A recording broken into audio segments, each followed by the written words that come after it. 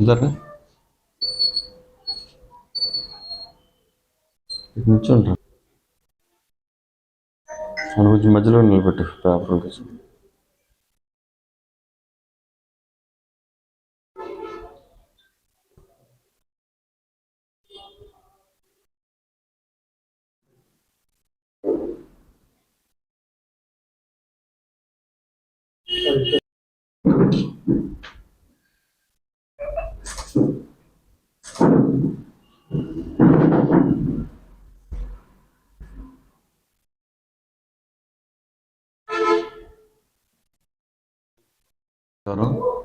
నేను V Subhakar, circle inspector, Pamur circle.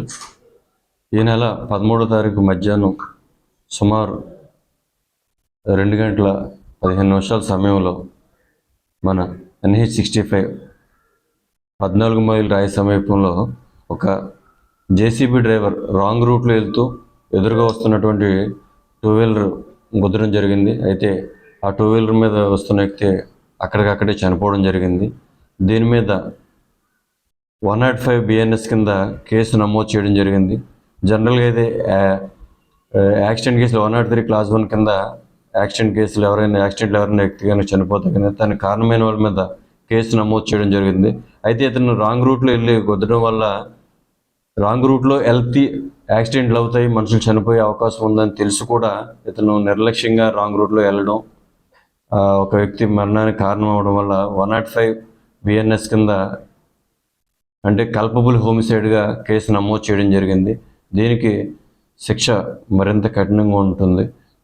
దాని మీద జేసీబీ డ్రైవర్ అయినటువంటి వర్సు దుర్గాప్రసాద్ని నిన్న సాయంత్రం మన పామర్ పోలీస్ స్టేషన్ వద్ద అరెస్ట్ చేయడం జరిగింది. తదుపరి అతన్ని రిమాండ్ నిమిత్తం గౌరవ కోర్టు వారి ముందు హాజరుపరచడం జరుగుతుంది.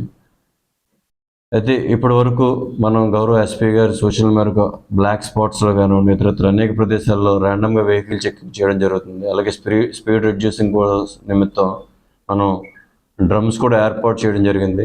వాహనదారులందరూ కూడా గమనించాలి. 2-వీలర్ మీద వెళ్ళే వాళ్ళు ముఖ్యంగా రోడ్డు మార్జిన్లో కనుక వెళ్ళినట్లయితే కనుక మరింత సురక్షితంగా మీరు గమ్యాన్ని చేరుకోగలుగుతారు. ఎవరైతే రాంగ్ రూట్లో వెళ్తారో వాళ్ళు ఖచ్చితంగా యాక్సిడెంట్లు గురయ్యే అవకాశం ఉంది, లేదంటే యాక్సిడెంట్లు చేసే అవకాశం ఉంది. కాబట్టి ప్రజలందరికీ కూడా మా యొక్క పోలీసు వారి విజ్ఞప్తి, మీరు సక్రమంగా ఈ మోటార్ వాహన చట్టం ప్రకారం రూల్స్ని పాటించండి. సురక్షితంగా మీ యొక్క గమ్యాన్ని చేరుకోవాలని చెప్పి కోరుతున్నాం.